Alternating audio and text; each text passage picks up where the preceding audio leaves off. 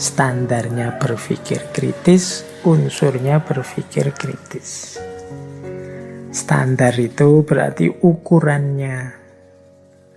Kalau sudah memenuhi standar berarti kita sudah bisa berpikir dengan baik, dengan kritis. Kalau elemen itu unsur-unsurnya. Apa saja yang ada dalam berpikir kritis. Standarnya ada 1, 2, 3, 4, 5, 6, 7, 8. Jadi berpikir yang benar, berpikir yang baik, yang kritis itu ukurannya 8. Yang pertama clarity. Yang kedua akurasi. Yang ketiga presisi. Yang keempat relevan. Yang kelima depth. Yang kedua breadth. Yang keenam, yang ketujuh logic.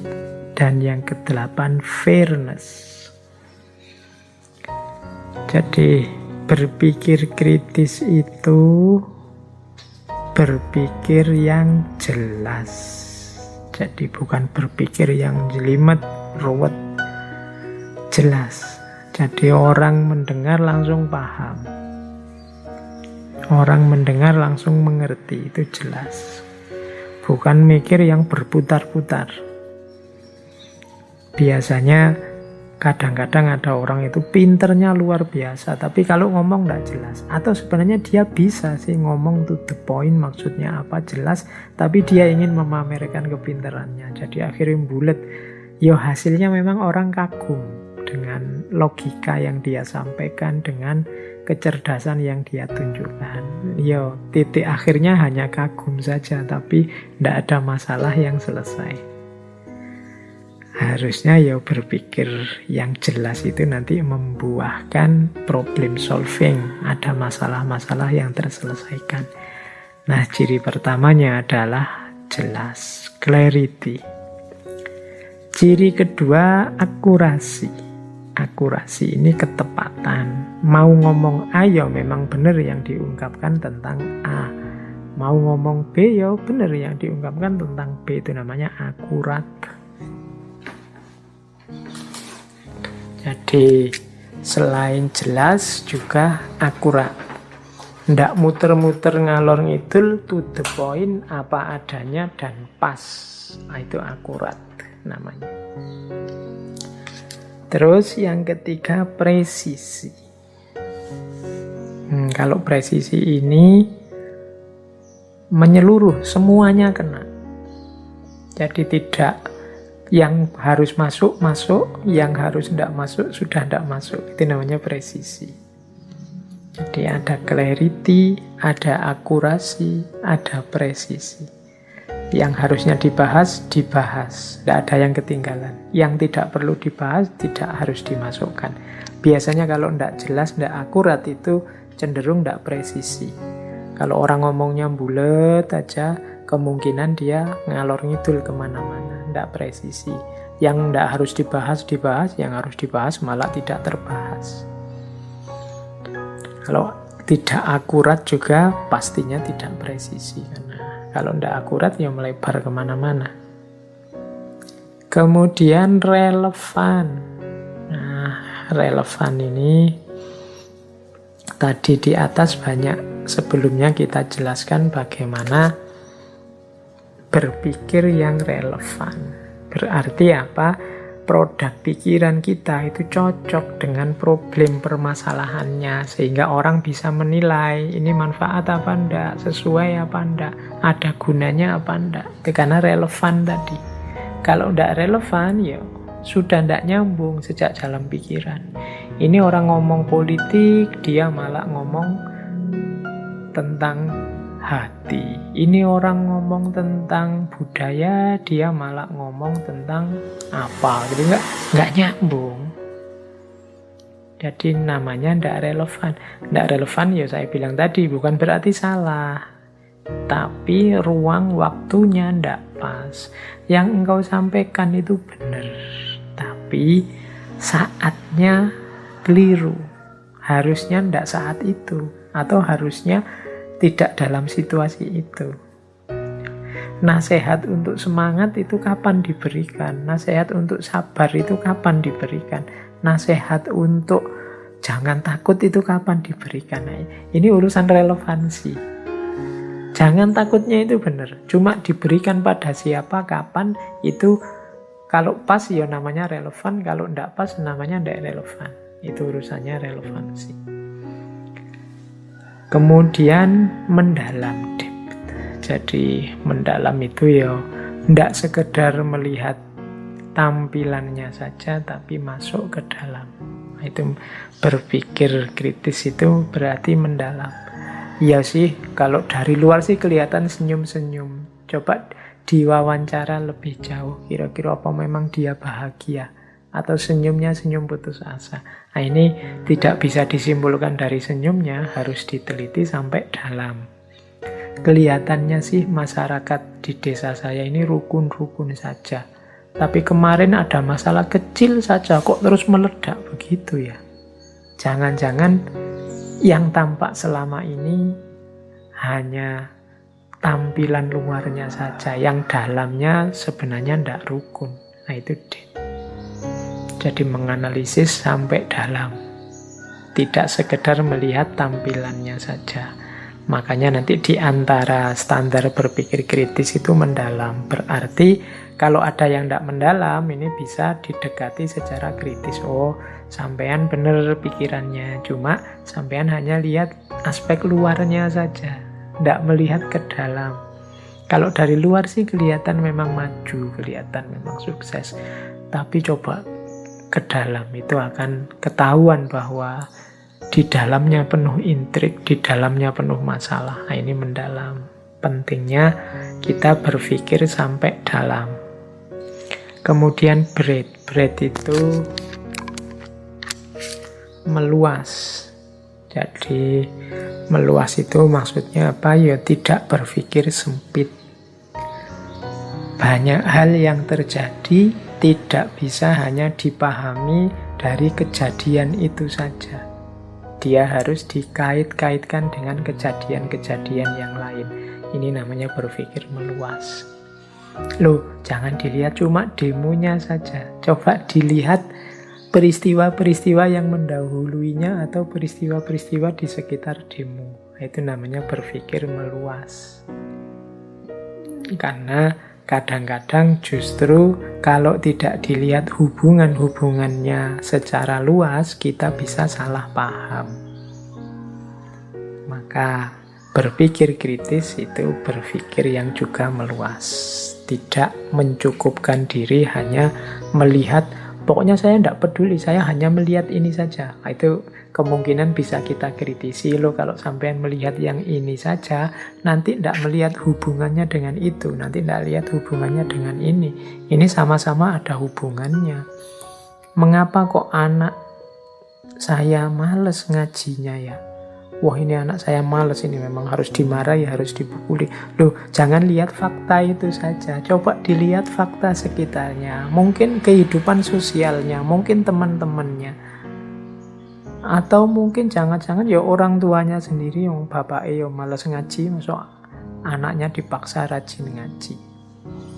Auranya tidak nyambung, frekuensinya tidak nyambung. Ini memahami secara meluas. Tidak hanya dilihat dari si anak ini saja.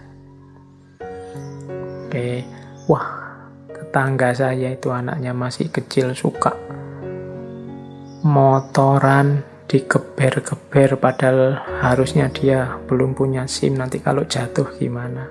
Nah, itu kalau kita berpikir kritis, melihatnya meluas. Tidak hanya dilihat dari anak ini saja, tapi mungkin situasi sosialnya, mungkin budaya masyarakat di situ, mungkin kebiasaan-kebiasaan yang selama ini berjalan, atau jangan-jangan pengaruh media, pengaruh gadget. Nah, ini namanya berpikir yang breadth, meluas. Tidak hanya sempit melihat satu fakta saja. Kemudian standar selanjutnya logik. Kalau ini tidak saya jelaskan ya logika, berpikir yang masuk akal, ilmunya logika. Jadi harus masuk akal. Kemudian yang terakhir fairness. Fairness itu adil. Ini mungkin nama lain dari subobjektif tadi. Jadi fair. Yang salah ya diucapkan salah. Ketemunya kok jelek padahal berhubungan dengan keluargaku atau berhubungan dengan temanku. Jelek ya dibunyikan jelek. Meskipun temanku, meskipun mungkin kelompokku. Nah, itu namanya fair. Kalau tidak fair bisa dikritisi, kalau tidak logik bisa dikritisi, tidak luas bisa dikritisi, kurang dalam bisa dikritisi, tidak relevan, tidak presisi, tidak akurat, tidak jelas. Ini semua objek yang bisa kita kritisi. Berarti berpikir kritis itu berpikir yang jelas, berpikir yang akurat, berpikir yang presisi, berpikir yang relevan, berpikir yang mendalam, berpikir yang masuk akal, dan berpikir yang adil. Inilah berpikir kritis.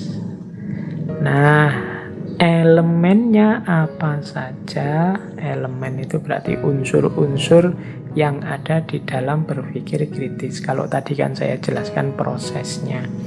Kalau ini apa sih isinya pikiran yang kritis itu? Yang pertama question.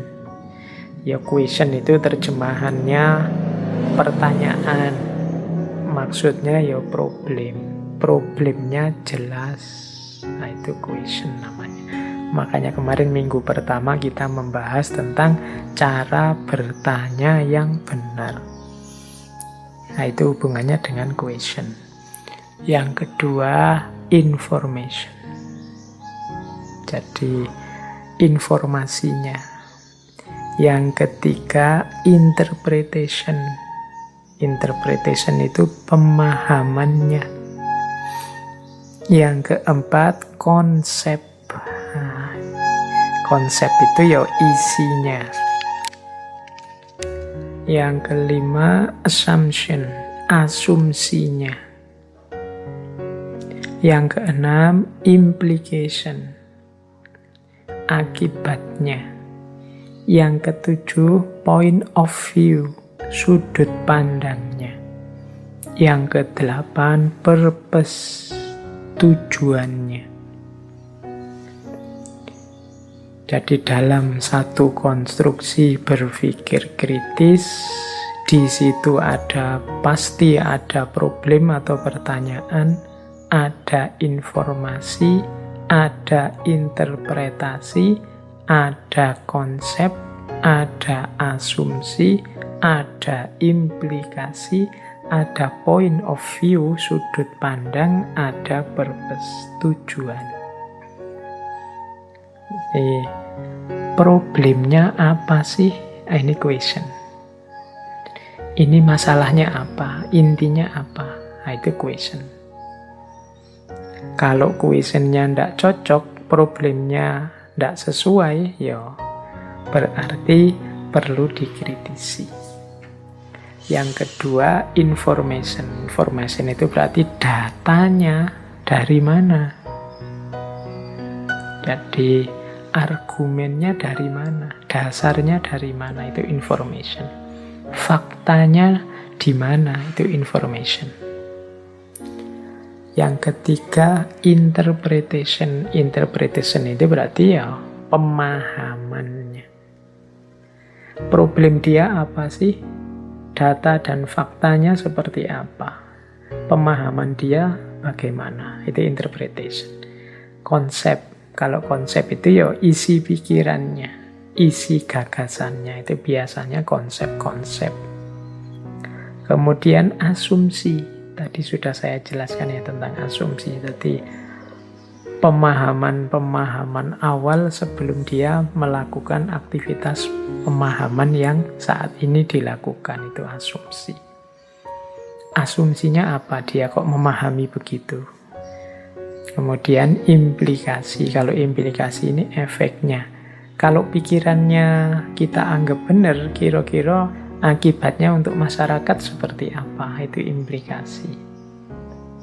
Kemudian point of view. Point of view itu dari sudut mana kita memahaminya. Oh ya, kalau dilihat dari sisi itu sih, memang Indonesia ini termasuk maju. Tapi kalau dilihat dari ininya, ya masih banyak yang harus ditingkatkan lagi. Nah, ini point of view. Kemudian jangan lupa juga purpose. Purpose itu tujuan. Apa sih tujuannya kita membahas ini? Ingin mengkritik, ingin mendukung, atau ingin menjernihkan permasalahan, atau hanya sekedar tahu saja? Ini harus jelas. Karena kadang-kadang kita melakukan aktivitas berpikir serius tapi tidak jelas targetnya apa, tujuannya kemana. Nah, ini namanya purpose. Kalau semuanya jelas, nah ini kan berarti mudah dipahami, mudah masuk ke ranah kritis. Ini unsur-unsur berpikir kritis. Jadi kalau teman-teman sedang menanggapi sebuah gagasan, ingin menilai, coba rincilah unsur-unsurnya. Question, information, interpretation, concept, assumption, implication, point of view, dan purpose.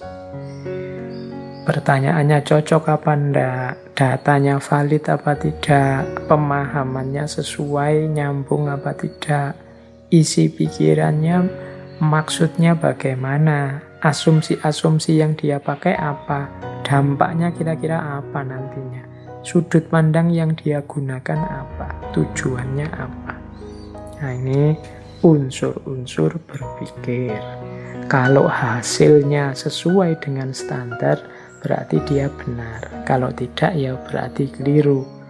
Kalau dia cocok dengan standar kejelasan, akurasi, presisi, relevansi, kedalaman, keluasan, kemasukakalan, dan keadilan. Kalau ini masuk ke kriteria-kriteria ini, berarti gagasan tersebut bisa kita anggap benar. Pikiran tersebut kita anggap termasuk pikiran yang jelas dan benar dan kritis. Baik, semoga bisa ditangkap ya, standar dan elemen.